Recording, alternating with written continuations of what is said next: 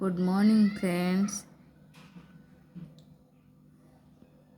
आपण माने एमती राति रे गोटे तंबा बोतल रे पानी रखी दियंतु आ सकाळ उठी से पानी को पियंतु। उषुम पानी रे मिसई की भी पी पारिबे कि एमती खाली भी पी पारिबे खाली पेट रे। तो आपण मानकर बहुत फायदा होता है।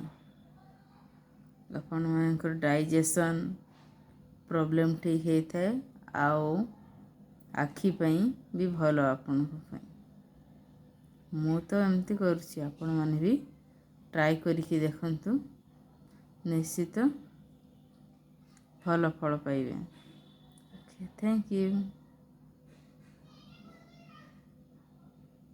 जदि भिडियोटा आपण को भल लाଗୁଛି ताले लाइक कमेंट शेयर निश्चित करेंगे और सब्सक्राइब भी कर देवे।